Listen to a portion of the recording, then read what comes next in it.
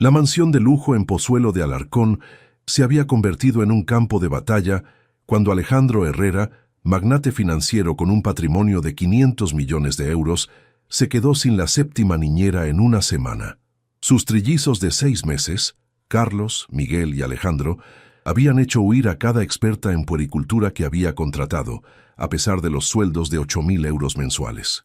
Las agencias se negaban a enviar más personal, susurrando sobre niños imposibles y situación inexplicable, cuando Alejandro, desesperado y al borde del colapso nervioso, contrató a Carmen López como último recurso, una simple empleada doméstica de 50 años, sin experiencia con bebés. Todos pensaron que duraría máximo un día, pero lo que Carmen descubrió la primera noche la dejó sin aliento. Los trillizos no eran difíciles. Se estaban muriendo lentamente de una enfermedad genética rara que nadie había diagnosticado. Cada llanto desesperado era un grito de dolor que las niñeras especializadas no habían sabido reconocer. Carmen, que había perdido un hijo por la misma patología 20 años antes, reconoció inmediatamente los síntomas. Lo que ocurrió después salvó 3 vidas y reveló un secreto familiar que cambiaría todo. La mansión ultramoderna de Pozuelo de Alarcón resonaba con el llanto incesante de 3 bebés cuando Alejandro Herrera, 45 años y uno de los financieros más influyentes de España, contemplaba la carta de renuncia de la séptima niñera en 7 días. Sus manos temblaban mientras leía las mismas palabras que había escuchado de cada profesional.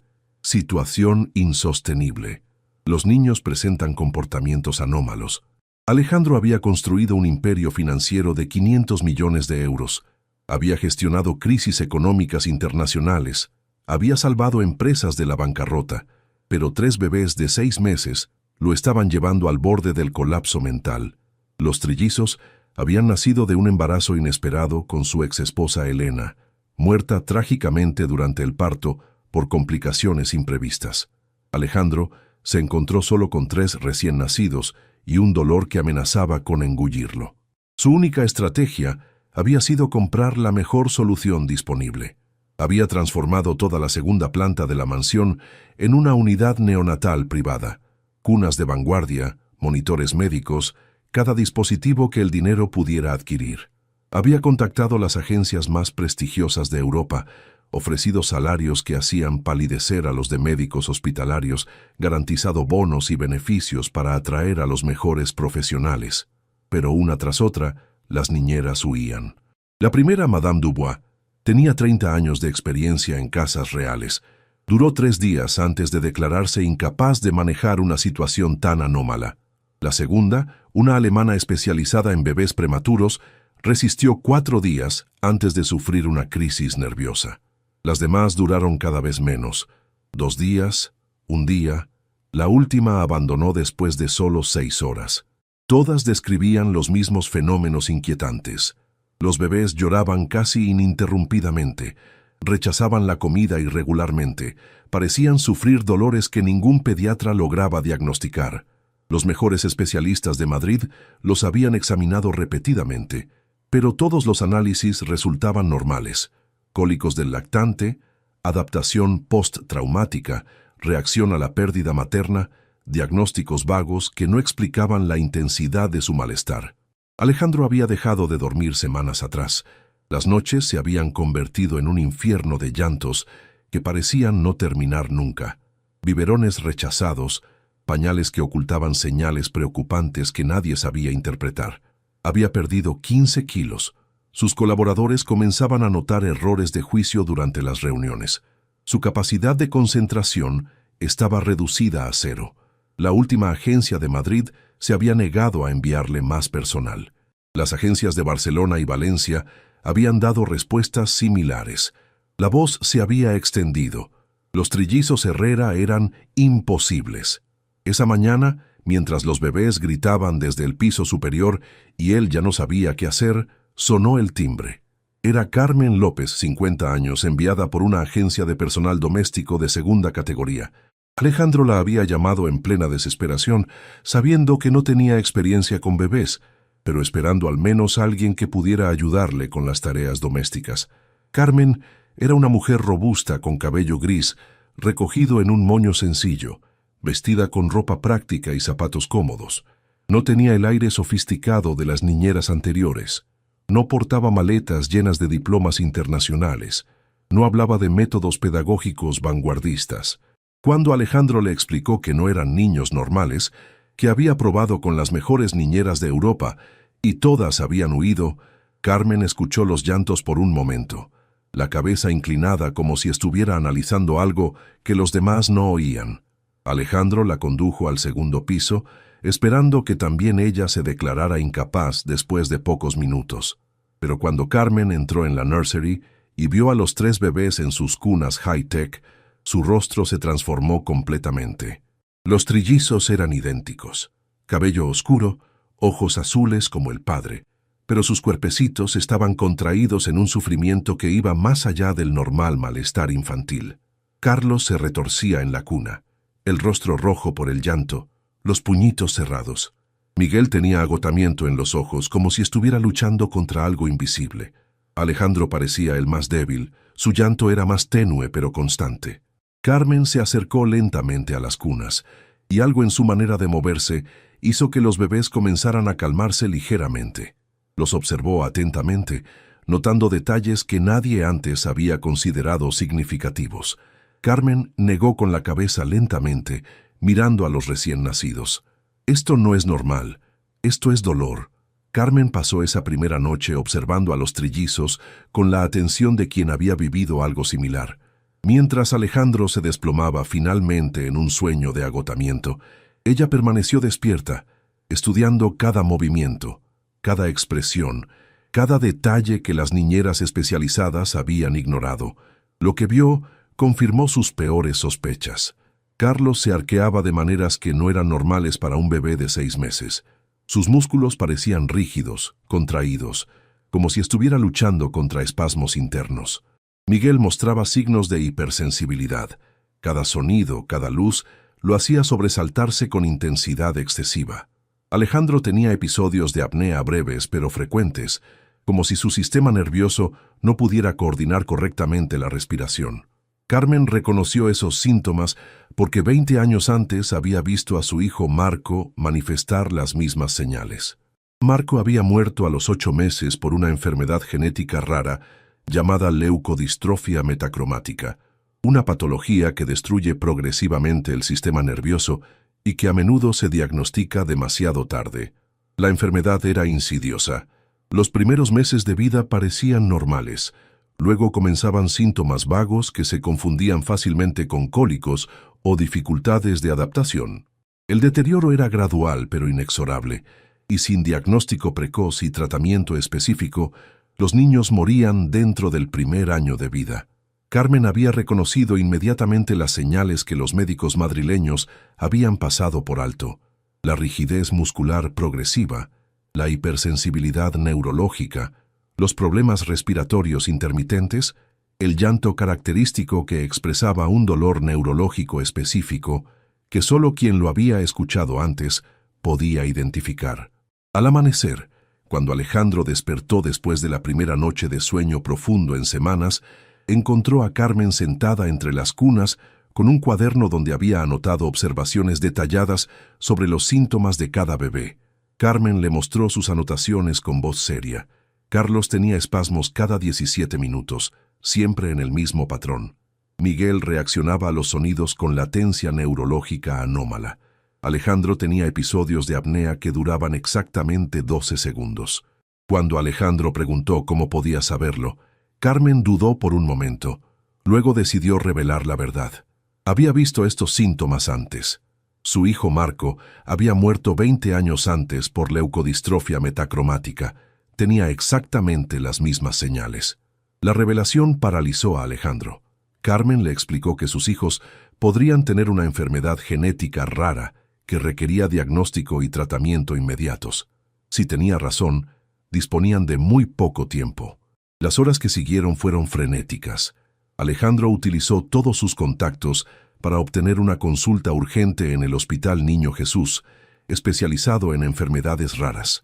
El profesor Julio Blanco, neurólogo pediátrico de fama internacional, aceptó examinar a los trillizos esa misma tarde. Cuando el profesor Blanco vio a los bebés y escuchó la descripción detallada de Carmen, su rostro se puso grave. Reconoció que Carmen tenía un ojo clínico extraordinario para una persona sin formación médica.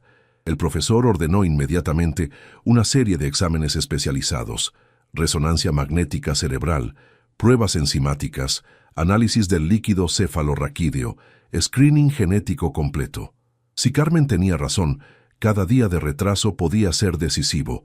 Los resultados llegaron 3 días después y confirmaron el diagnóstico más temido: leucodistrofia metacromática de inicio precoz, forma agresiva. Los 3 bebés habían heredado la mutación genética de ambos padres, haciendo manifiesta la enfermedad. El profesor Blanco explicó que sin tratamiento, la degeneración neurológica era rápida y fatal, pero si comenzaban inmediatamente la terapia enzimática sustitutiva y consideraban el trasplante de células madre, tenían buenas posibilidades de detener la progresión. Alejandro se desplomó en la silla.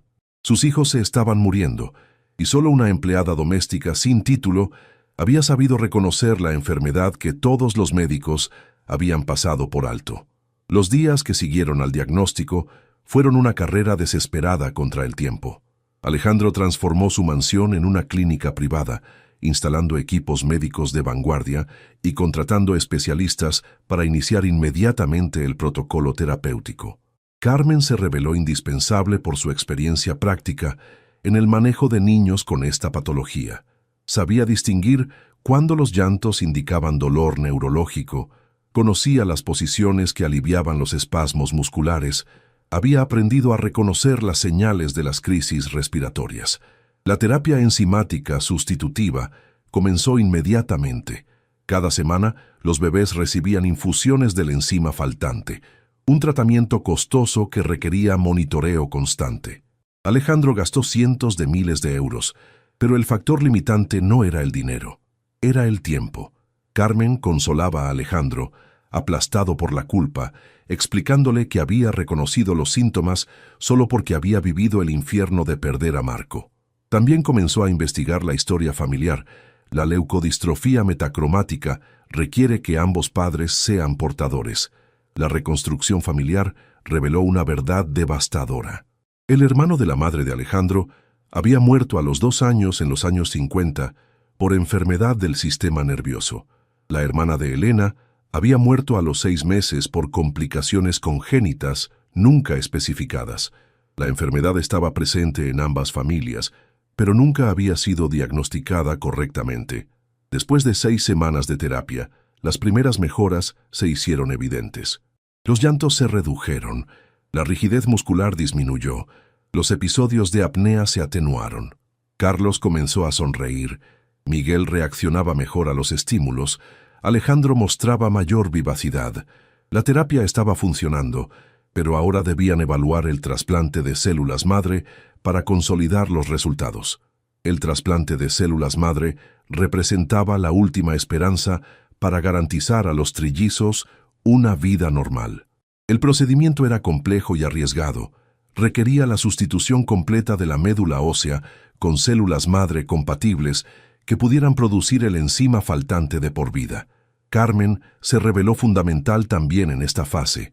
Su experiencia con Marco le había enseñado todo sobre los protocolos hospitalarios, las reacciones a los fármacos inmunosupresores, los signos de rechazo que podían manifestarse.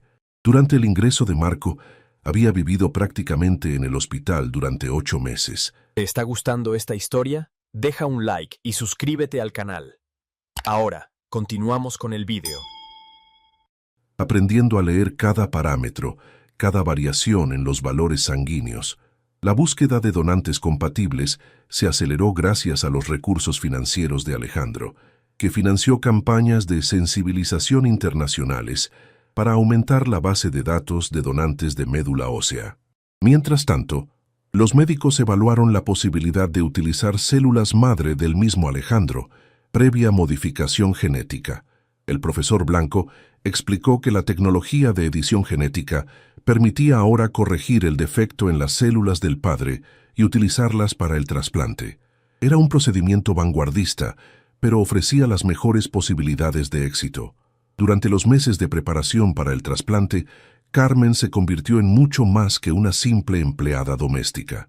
Se había convertido en la memoria médica de la familia, la intérprete de las necesidades de los bebés, el apoyo emocional de Alejandro. El profesor Blanco observó que Carmen tenía un don raro. Combinaba la experiencia dolorosa de la pérdida con una comprensión intuitiva de las necesidades de estos niños. Era más valiosa que muchos profesionales con décadas de formación. El avance llegó cuando los médicos lograron corregir genéticamente las células madre de Alejandro. El trasplante se programó para enero, cuando los bebés cumplirían 10 meses y sus condiciones se hubieran estabilizado completamente con la terapia enzimática. El equipo médico anunció que tenían 90% de posibilidades de éxito. Era un resultado extraordinario para una enfermedad que hasta pocos años antes se consideraba incurable. Durante los días previos al trasplante, Carmen reveló a Alejandro el resto de su historia. Después de la muerte de Marco, había dedicado su vida a estudiar esta enfermedad. Había seguido cursos de formación, leído todos los estudios disponibles, mantenido contactos con investigadores. No pudo salvar a su hijo, pero esperaba poder ayudar a otros niños. Carmen explicó que no sabía lo que encontrarían cuando vino a trabajar allí. Vino porque necesitaba trabajo, pero cuando escuchó esos llantos, reconoció inmediatamente el sonido del dolor neurológico de Marco. Fue como escuchar de nuevo la voz de su hijo pidiendo ayuda. El trasplante de células madre se realizó en 3 sesiones separadas, una para cada bebé, durante 2 semanas. Alejandro y Carmen nunca se alejaron del hospital, alternándose en los turnos de asistencia y monitoreo. Los primeros signos de éxito llegaron después de un mes. Los análisis de sangre mostraban que las células trasplantadas estaban produciendo el enzima faltante. Después de 3 meses, las mejoras neurológicas eran evidentes. Los bebés comenzaron a alcanzar las etapas del desarrollo normal. Sonreían, agarraban objetos, reaccionaban a sonidos y voces. El profesor Blanco anunció después de 6 meses de monitoreo post-trasplante que era un éxito completo. Los bebés estaban completamente curados, no necesitaban más terapia enzimática y su esperanza de vida era normal. Un año después de la llegada de Carmen, la mansión de Pozuelo de Alarcón estaba completamente transformada. Los llantos desesperados habían sido reemplazados por risas y gorjeos. Carlos, Miguel y Alejandro estaban creciendo como niños normales y sanos, alcanzando todas las etapas del desarrollo con algunas semanas de retraso, pero sin secuelas neurológicas. Alejandro había transformado radicalmente su vida.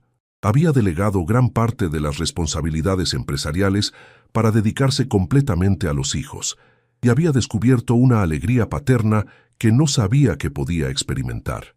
Carmen se había convertido en mucho más que una empleada. Era la abuela que los niños nunca habrían tenido, la memoria familiar que custodiaba su historia médica, la guía que había salvado sus vidas. Alejandro le había ofrecido adoptarla legalmente como miembro de la familia, pero Carmen había preferido mantener su papel de abuela adquirida. La historia de los trillizos Herrera se convirtió en un caso de estudio internacional. El profesor Blanco publicó varios artículos científicos sobre la importancia del diagnóstico precoz en enfermedades raras y el papel crucial que la experiencia práctica puede tener en el reconocimiento de síntomas.